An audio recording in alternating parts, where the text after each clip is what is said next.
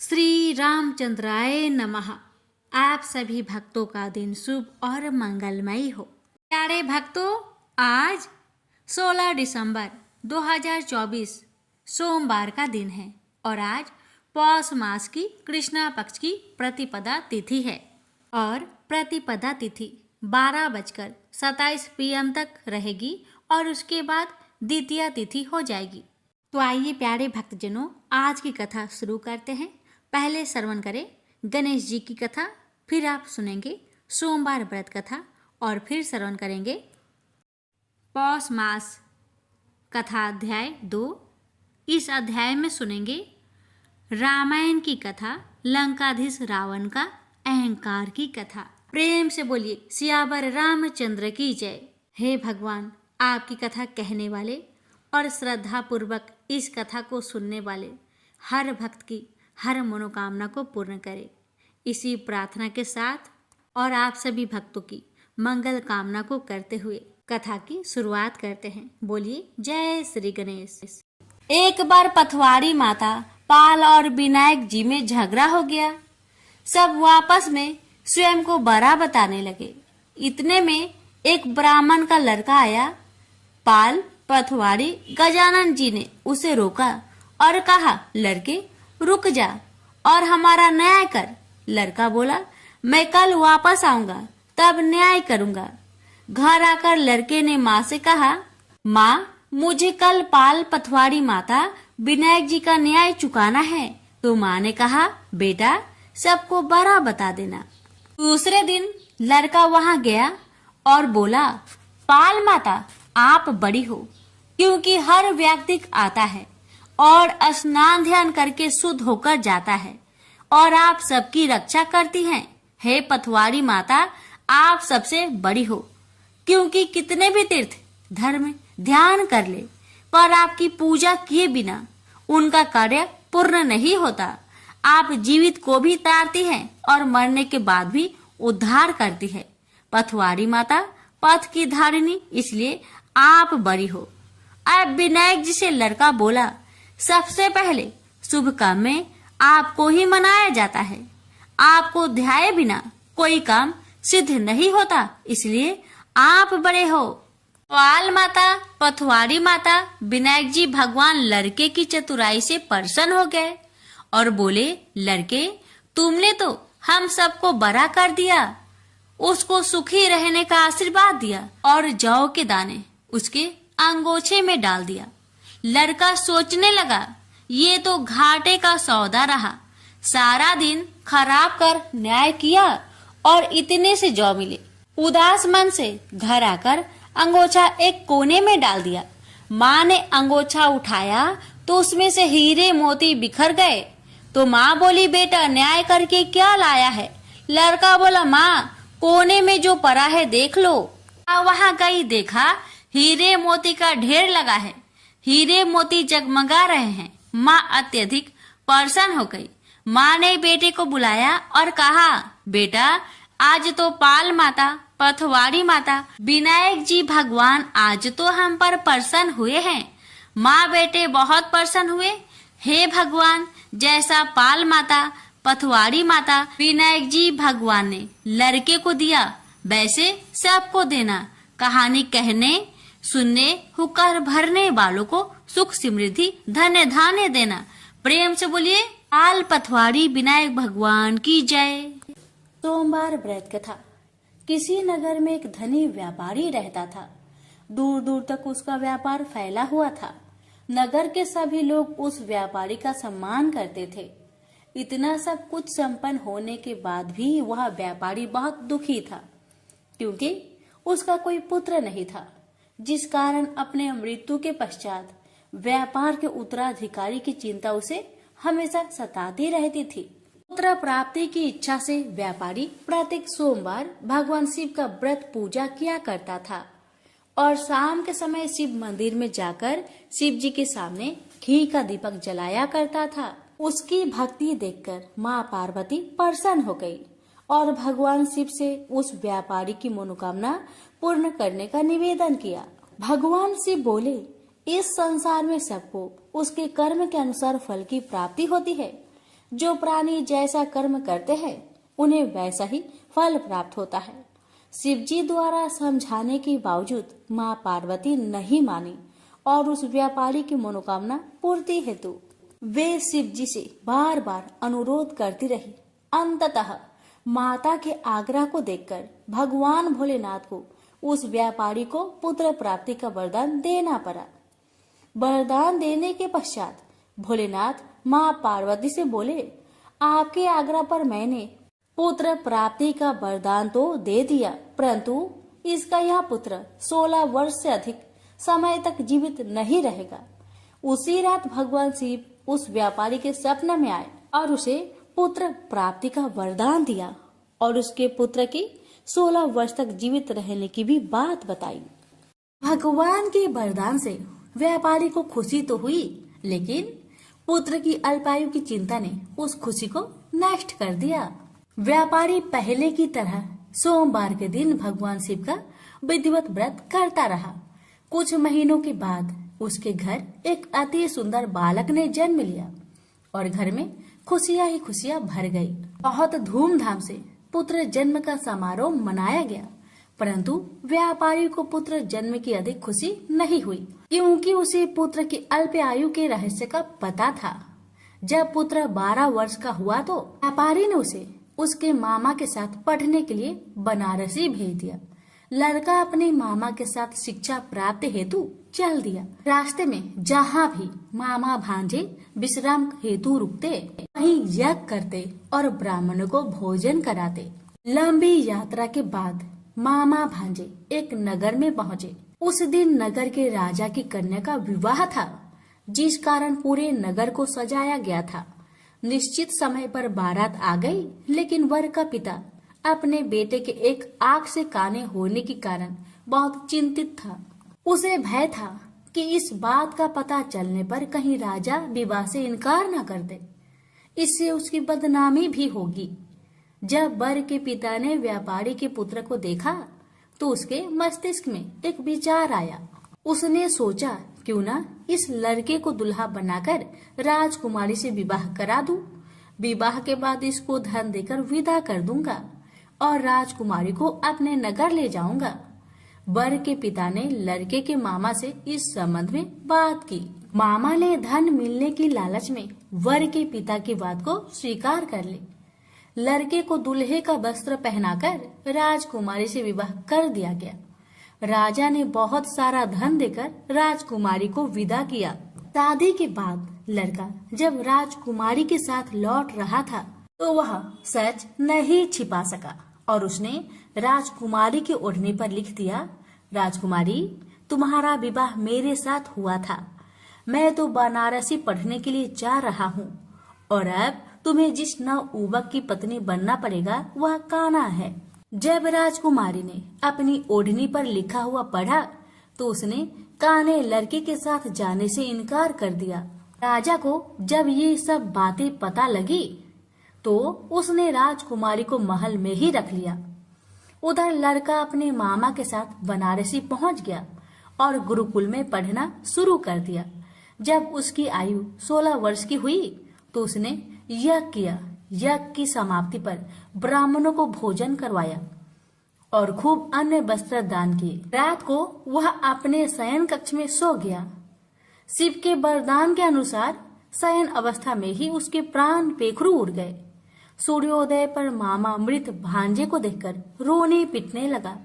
आसपास के लोग भी एकत्र होकर दुख प्रकट करने लगे।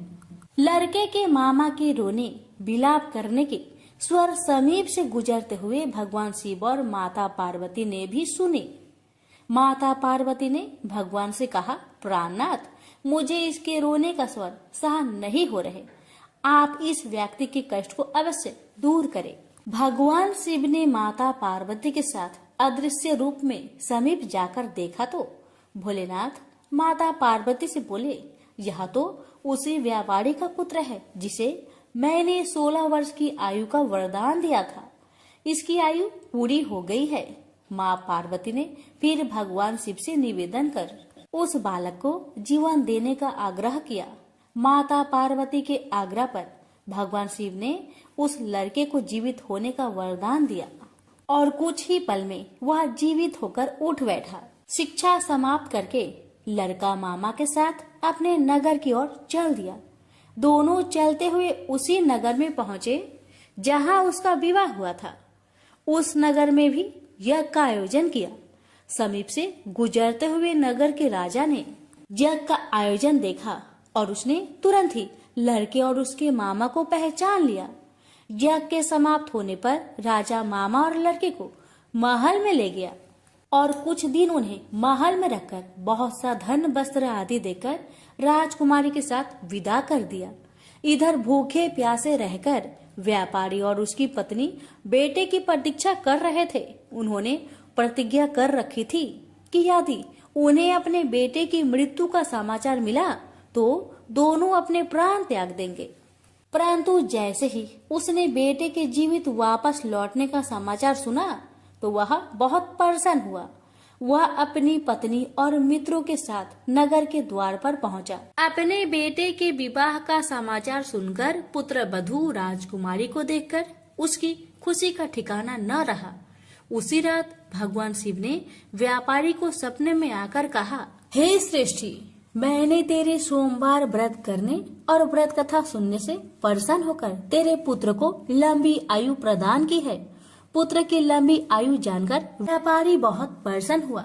शिव भक्त होने तथा सोमवार का व्रत करने से व्यापारी की सभी मनोकामनाएं पूर्ण हुई। इसी प्रकार जो भक्त सोमवार का विधिवत व्रत करते हैं और व्रत कथा सुनते हैं उनकी सभी इच्छाएं पूरी होती है। हमसे बोलिए उमापति शंकर भगवान की जय।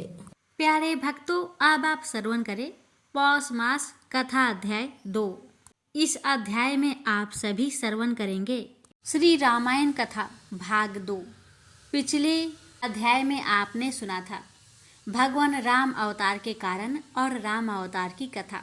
अब इस अध्याय में श्रवण करेंगे लंकाधीश रावण का संहार की कथा। रावण उद्धत विद्वान है, शिव का ऐसा अनन्य भक्त है जो उन्हें प्रसन्न करने के लिए अपने मस्तक को अपने ही हाथों से काटकर पुष्प रूप में अर्पित करता है। वह ऐसा अहंकारी भी है कि अपने ही आराध्य शिव को अपना बाहुबल दिखाने से भी नहीं चूकता और शिव सहित कैलाश को उठा लेता है। वह ऐसा पितृभक्त भी है जो अपने पिता की पीड़ा का आभास करके अपने सौतेले भाई कुबेर से बलपूर्वक सोने की लंका भी छीन लेता है और उसे वहां से पलायन करने पर विवश करने लगता है। ब्रह्मा जी के 10 मानस पुत्र में महर्षि पुलस्त्य अत्यंत विद्वान और हरिभक्त थे, परंतु उनमें यह दोष था कि वे अपने उपेक्षा सहन नहीं कर पाते थे। उनकी पत्नी का नाम गौ था, जिनके गर्भ से वे श्रवण अर्थात कुबेर का जन्म हुआ। कुबेर की अधिक श्रद्धा अपने पितामह अर्थात ब्रह्मा जी में थी। कुबेर की उपेक्षा ने महर्षि पुलस्त्य को क्रोधित कर दिया। उन्होंने अपने क्रोध के दमन के बहुत प्रयास किए, परंतु वे सफल नहीं हो पा रहे थे। अतः उन्होंने इस विकार को दूर करने के लिए अपने योग बल से स्वयं से ही अपना दूसरा क्रोधी रूप उत्पन्न किया और स्वयं शांति प्राप्त होने पर हिमालय की ओर प्रस्थान कर गए। इनका दूसरा रूप विश्रुआ अत्यंत क्रोधी और दद हृदय था। उसने अपने जन्म और उसकी पीड़ा का कारण कुबेर को माना। कुबेर को अपने प्रति पिता का क्रोध समझ में नहीं आता था, अतः उन्होंने पिता की सेवा हेतु 3 रूपवान कन्याएं भेज दी, जिनके नाम क्रमशः पुष्पोक्ता, राका और मालिनी थे। मुनि विश्रवा ने उनके साथ भोग करके पुष्पकटा के गर्भ से 2 पुत्र रावण व कुंभकर्ण, राका के गर्भ से खर व दूषण नाम के पुत्र, शूर्पणखा नाम की पुत्री और मालिनी की गर्भ से विभीषण नाम की संतानें उत्पन्न की। राम कथा में राम चरित्र को उच्च शिखर पर प्राप्त होता है, तो रावण के होने से रावण के बिना राम कदाचित श्री राम नहीं हो सकते। रावण अपने दल, बल, बुद्धि और हठ से राम की सर्वांगीण परीक्षा लेता है। वह सब कुछ जानकर भी तब तक यह मानने को तैयार नहीं होता कि श्री राम ही श्री हरि विष्णु है। तब तक उनके धैर्य, चरित्र और बल को हर संभव प्रयास से परख नहीं लेता। रावण उद्भट विद्वान है, शिव का ऐसा अनन्य भक्त है जो उन्हें प्रसन्न करने के लिए अपने मस्तक को अपने ही हाथों से काटकर पुष्प रूप में अर्पित करता है। वह ऐसा अहंकारी भी है कि अपने ही आराध्य शिव को अपना बाहुबल दिखाने से भी नहीं चूकता और शिव सहित कैलाश को उठा लेता है। वह ऐसा पितृभक्त भी है जो अपने पिता की पीड़ा का आभास करके अपने सौतेले भाई कुबेर से बलपूर्वक सोने की लंका भी छीन लेता है और उसे वहां से पलायन करने को विवश करता है। रावण का ध्येय राक्षस समाज को त्रिलोक में श्रेष्ठता प्रदान कराना था। इसके लिए उसके पास अथवा बाहुबल है। इसके अतिरिक्त उसके पास भाई कुंभकर्ण और लाखों की संख्या में पुत्र, पौत्र और राक्षसी सेना है। वह देवताओं को भय देने के लिए अपने पुत्र मेघनाथ को भेजता है, जो इंद्र को परास्त कर इंद्रजीत बना है। कुंभकर्ण महोदर है, उसका भोजन प्रबंध करना ही एक विकट कार्य है और एक पूरी सेना इसी काम पर लगी रहती है। राक्षस सैनिक नित्य हजारों मुनि, नर, गौ, ब्राह्मण आदि को पकड़ कर लाते हैं और कुंभकर्ण उन्हें खाकर अस्थियों के पर्वत खड़े कर रहा है। यह रावण का भय है।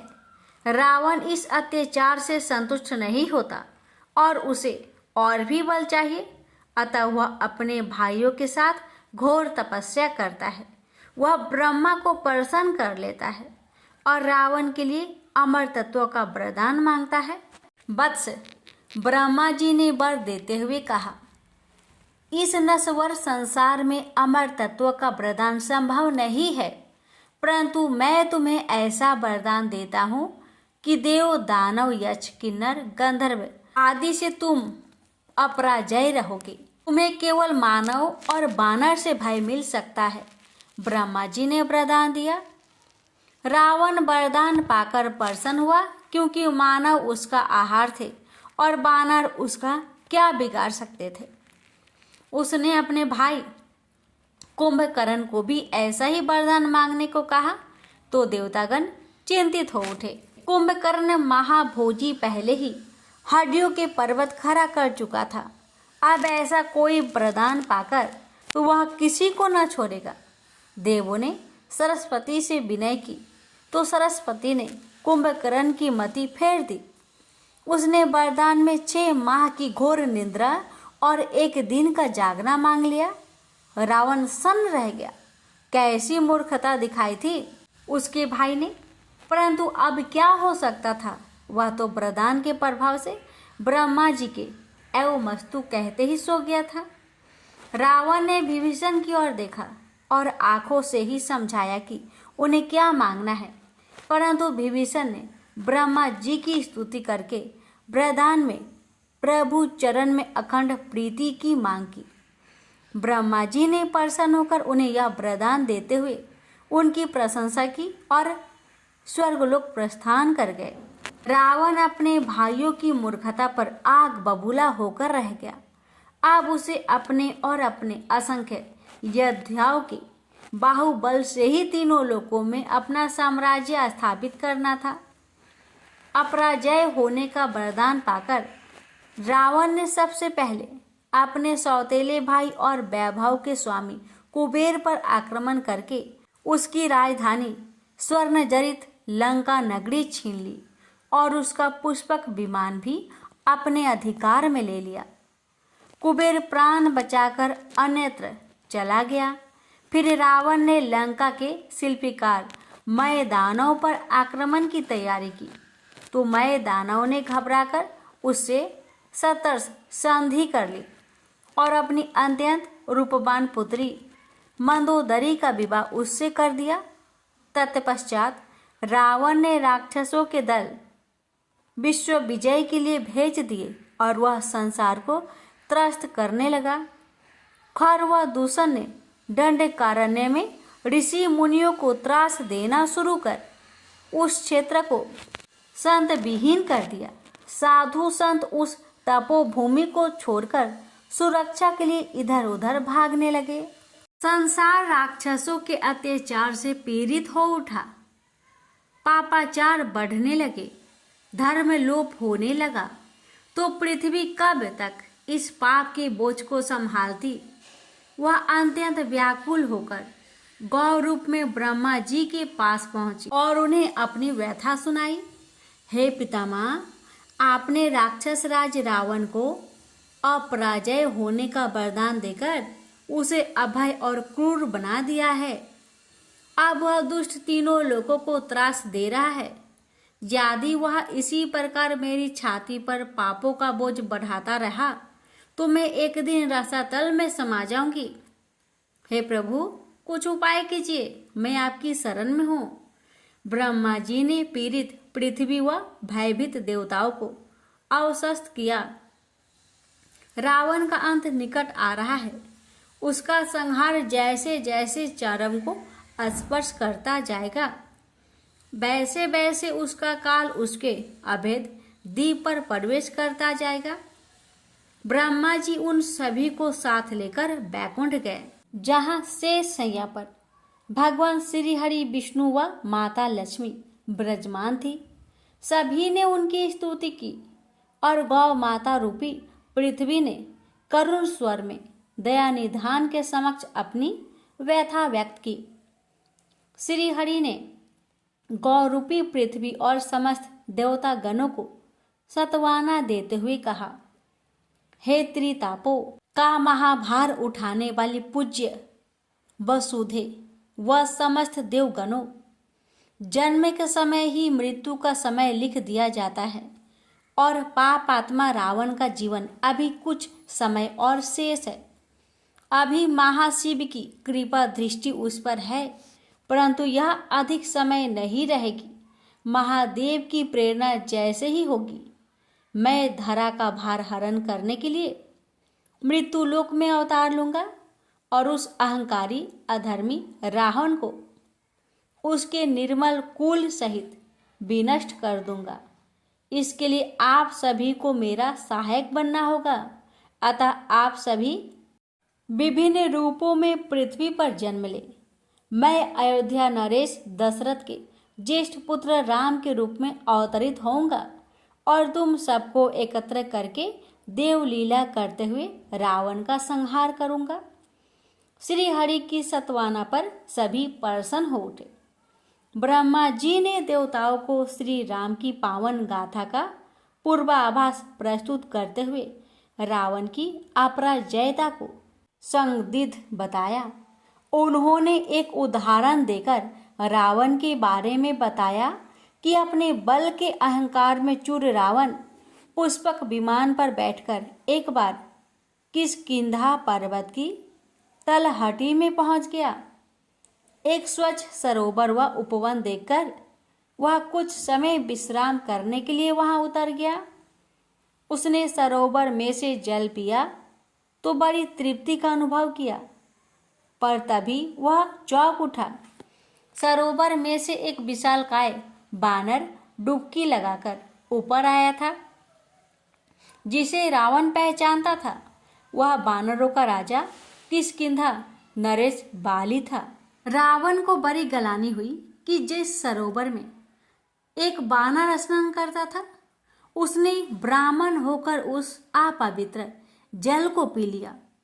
गलाने के साथ ही उसका अहंकार क्रोध में बदल गया। अरे बाली, तू भले ही राजा है, परंतु तेरी बुद्धि साधारण चंचल बानर जैसी ही है। तू इतना भी नहीं जानता कि इस प्रकार के उपवन सरोवर पार्थिकों के लिए होते हैं और तू इसमें स्नान कर रहा है। इसे अपवित्र कर रहा है। तेरी इस दृष्टता के कारण भूल से मैंने यह अपावन जल ग्रहण कर लिया है। रावण क्रोध से बोला, लंकेश, इस सरोवर के पास स्नान घाट बना है और कोई साधारण बुद्धि भी जान सकता है कि यह पेयजल नहीं है। बाली ने हंसकर कहा, फिर तुम्हारे लिए पावन क्या और अपावन क्या? यह उस रक्त मांस से तो पावन है जो तुम भक्षण करते हो, उस कीटों उत्पन्न मदिरा से तो पावन है जो तुम घड़े भर भर कर पीते हो। तुमने जन्म ही तो ब्राह्मण के घर लिया है, पर तुम्हारे कर्म तो पशुओं से भी निरंतर है। प्रचंड अग्नि जैसे थोड़े से जल के स्पर्श से और भी भड़कती है, वैसे ही अहंकारी का क्रोध सत्य वचन सुनकर भड़क उठता है। रावण तो जन्मात क्रोधी था। यह वाद विवाद देखते बढ़ गया था और कोई भी एक दूसरे से कम नहीं था। बाली को एक ऐसा वरदान प्राप्त था कि प्रत्यक्ष युद्ध करने पर प्रतिद्वंदी की आधी शक्ति उसमें आ जाती थी। रावण से मल्ल युद्ध करते समय भी यही हुआ। दोनों में भीषण आक्रमण बचाव के पैतरे चल रहे थे। अंततः रावण शिथिल पड़ गया और बाली ने उसे अपनी विशालकाय काख में दबा लिया। बाली उस उपवन में 10 मास के प्रभाव पर था। रावण को उसने 6 मास तक बंदी रखकर मुक्त किया और उसका सारा अहंकार चूर चूर कर दिया। यह वास्तव में रावण के लिए सीख और संकेत था कि न वह अपराजय है और अपराजय के वरदान में ही उसके नाश के भी तत्व विद्यमान थे। सभी देवगण रावण बाली प्रसंग को सुनकर अवशस्त हो गए कि रावण अपराजय नहीं था और मानव व बानर वास्तव में ही उसकी पराजय निश्चित करने वाले थे। अतः सभी देवता धीरे धीरे इन्हीं योनियों में अपने अंश को जन्म देने लगे थे। लंकापति रावण के भी पूर्व जन्मों पर दृष्टिपात करना प्रासंगिक होगा।